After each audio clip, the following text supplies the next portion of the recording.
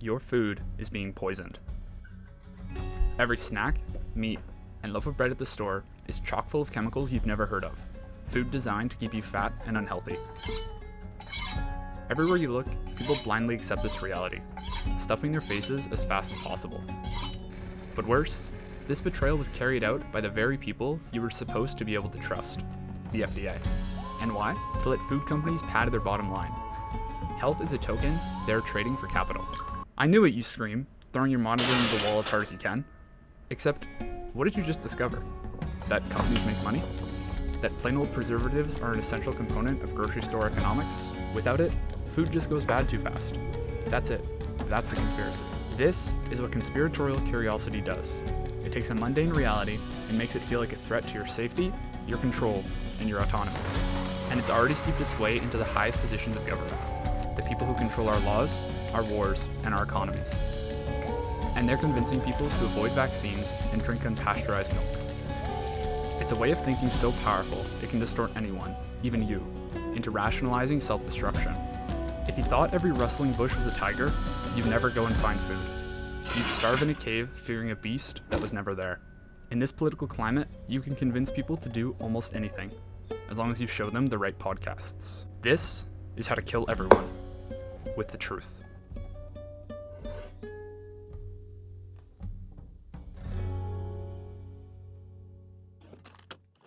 On April 25th, 2014, the township of Flint switches water supply to the Flint River to save money. Flint was home to many industries, and many of these industries use the Flint River as a dumping ground, polluting the river with corrosive heavy metals. When the initial decision to switch the water supply was announced, Mike Glasgow, a water quality supervisor, emailed a warning. I do not anticipate giving the okay to begin sending out water anytime soon. If water is distributed from the plant in the next couple of weeks, it will be against my direction. Within a few weeks, people began to notice that their water began to taste and smell of metal. Kids were getting sick. When people complained, the mayor of Flint had only one answer. The water is safe. The pipes in Flint were made of lead. The corrosive nature of the Flint River water meant that as it traveled through the pipes, it began to leach this lead into the water supply. The government was actually right, that the water that left the facility was safe for human consumption. But these lead pipes existed between the water treatment facility and people's homes. And so this treated water was very different from the poison coming from people's taps. A pediatrician in the region, Dr. Mana Hannah Atisha, suspected this might be the case and began testing levels of lead in children. She found a clear increase in lead levels before and after the water supply shift. And when she took this data to Michigan State, she was accused of lying and cherry-picking her data. The state began a campaign to question her work and deny her credibility. The government denied the water was dangerous for 18 months. 18 months of kids drinking lead just to save some money. And how much money? $140 a day. $140 a day was the price to treat the water with the anti-corrosives necessary to stop the lead from leaching from the pipes. From Flint, we can learn that questioning those in charge is clearly a useful skill. Politicians, just like anyone else, can be bad people. They can lie and they can be corrupt. Questioning authority isn't the problem. This curious questioning is just the entryway into conspiratorial thinking. The problem comes from the first time you taste the forbidden fruit of knowledge. You can't stop looking for another bite. That single truth is a taste so sweet, it demands you question the powers at play, whether there's anything to uncover or not. To pasteurize milk, you heat it to 161 degrees Fahrenheit for 15 seconds, and then you rapidly cool it down. This kills any potential pathogens before the milk is shipped and sent out to stores. 70% of all dairy-related illness comes from raw milk. Now what you might have just heard was, okay, raw milk causes some disease, but so what? I want you to remember that very few people actually drink this milk. We can draw a strong parallel to drunk driving. About 1/3 of all road accidents are caused by drunk drivers. Does that mean that drunk driving is safer than sober driving?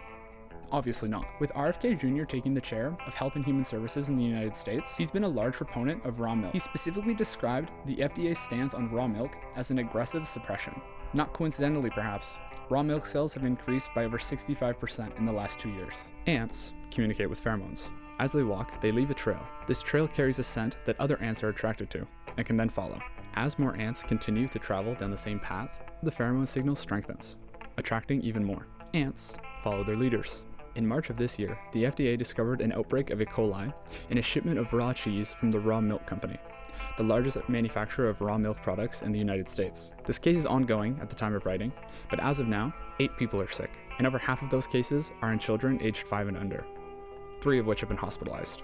In the past, when similar situations have occurred, The raw milk company has complied with the FDA's recall requests immediately. However, this time, with RFK's rise to power and the prevalence of conspiracy in the zeitgeist, Raw Farm simply denied the FDA's request to recall the product, stating, quote, "We disagree 100% with the allegations made by the FDA and the CDC." They decided to comply voluntarily to the recall request on April 2nd, exactly 17 days after the initial request was made. And in that time, 7 more people got sick. Despite this, they still claim that they are only complying in protest, and they maintain that they think the FDA investigation was false or doctored in some way. Are they lying? Are they telling the truth? I don't know. What I do know is, why would they recall their cheese if they truly believed it wasn't contaminated? Why did they deny the initial request and then accept it over 2 weeks later? This is an ant death spiral. These happen when one of these pheromone paths accidentally form a complete circle, and with every new ant that picks up the trail, that circle only grows stronger. The loop has strengthened to the point of no return. These ants will continue to follow this path until they die of starvation. Ants follow their leaders. Much like ants, humans also follow their leaders. Breaking story tonight. A new outbreak of H5N1 has been detected in cows across America. Experts are warning cross-species transmission is a concerning possibility, much like what we saw in the COVID-19 pandemic. More on this story soon. God damn it. It only worked because they were handing out bats like turkeys on Thanksgiving, man. And we're back. Experts are now fearing the possibility of another outbreak. With public sentiment around things like lockdowns and vaccines at an all-time low, the stakes couldn't be higher. In response to this growing concern, the FDA has asked all manufacturers of non-pasteurized milk to recall their product as a purely precautionary measure. Fucking cigarette. So they don't trade bats like Pokemon cards, but I can't get some milk in America? American farmers actually know how to take care of their animals, bro. And now I gotta find a new fucking place to get my raw milk, bro.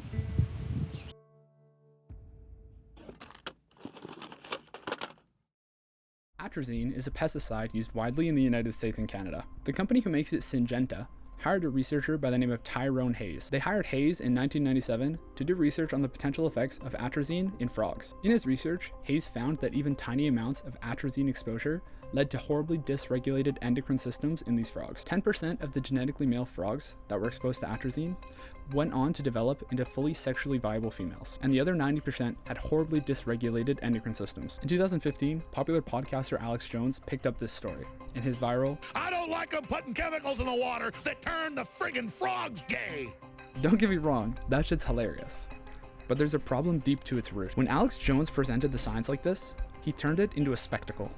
Something to look at, not to talk about. On the right, this symbol affirmed the narrative that they already had, that the government had some sort of secret gay agenda. And on the left, I've exclusively seen this clip used to mock right-wing credulity, dehumanizing them as a monolith of paranoid schizos. And at the end of the day, how many people were actually talking about the potential harmful effects of pesticides on human health? Fucking no one. If the purpose of conspiratorial thinking was to find the truth and to use that truth to implement real change, then the way these thinkers go about spreading their information is, at best, completely misaligned with that goal. Except, I don't think that is the true purpose of conspiratorial thinking on social media. It's to make money. What do you think happened immediately after Alex Jones's Gay Frog segment? If you guessed that he launched into an advertisement selling InfoWars brand water filters, you'd be right. In fact, the entire InfoWars operation was solely built on convincing their viewers that the world was ending and then selling them the cure.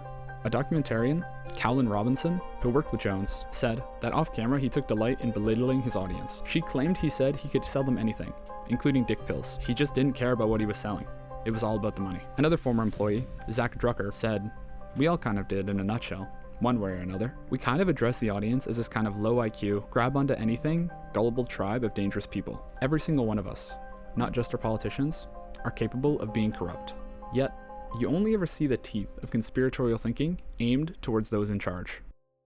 In 2024, the National Toxicology Program put out a report. The headline? High fluoride exposure is linked to IQ deficits. Linked is the important part here. It's an association. It was graded at a moderate level of confidence, and only at exposures of 1.5 milligrams per liter or higher. The current target for water fluoridation levels in the United States is 0.7 milligrams per liter. I want you to hold on to both of those numbers. Because of this, a US district judge ruled that at current levels, water fluoridation was simply too risky, and so they ordered the EPA to act. Since 60 communities and 2 states have been allowed to fully stop fluoridating their water. Now, Why do we even put fluoride in the water at all? Well, it helps with preventing tooth decay and cavities. However, proponents of reducing water fluoridation today bring up a reasonable counterpoint.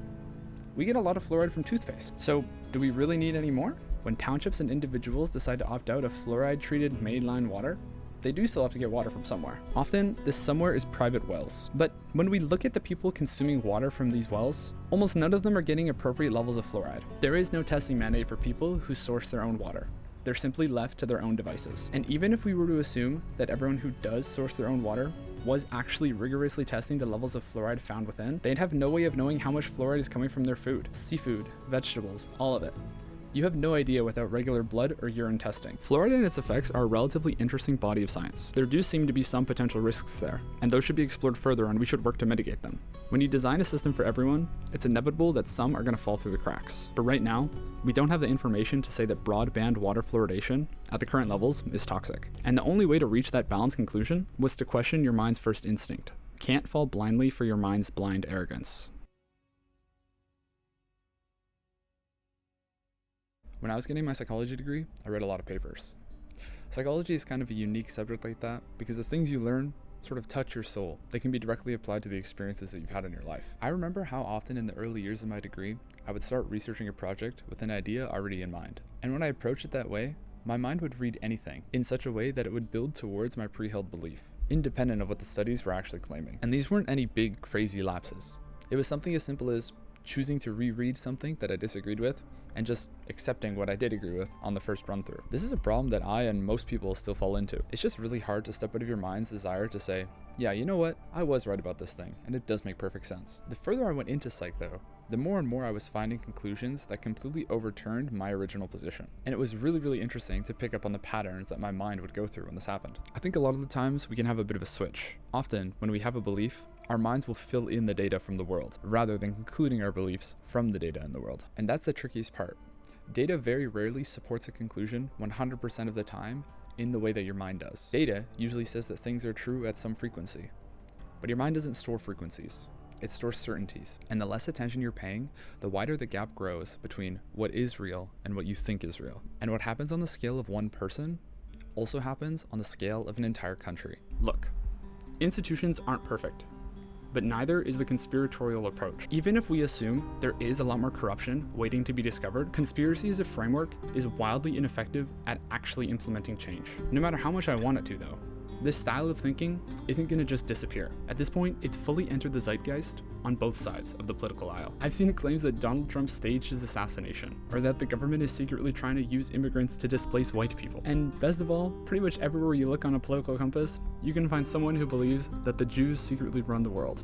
It's pretty fucked. These feelings are born out of a lack of a real mechanism to question those in power and enforce change. And so people create their own tools. Dismissal and rejection of people for having these ideas is just going to isolate them further into their own echo chambers. And once they're contained there, they sharpen each other into tools more dangerous than any of them were capable of becoming alone. Just look at January 6th. Years of being called crazy and delusional led them to find safe spaces in places like InfoWars or Donald Trump. They were willing to ignore a lot of absolutely batshit crazy takes in exchange for a leader who at least felt like he was taking their fears seriously.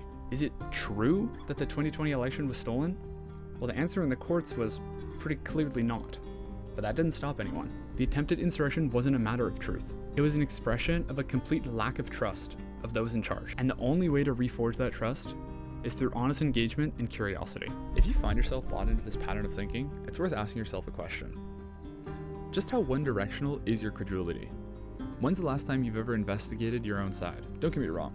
There's no doubt that whatever your side of the political aisle is, they're the only ones who are willing to humanize you. But that doesn't mean that their intentions are pure. Publicly, Alex Jones was simply giving his take on modern events. It's only when you looked behind the scenes that you could uncover the manipulation. And the other side of the token, the guy who will swallow anything as long as it has a government name on it, is making the same mistake.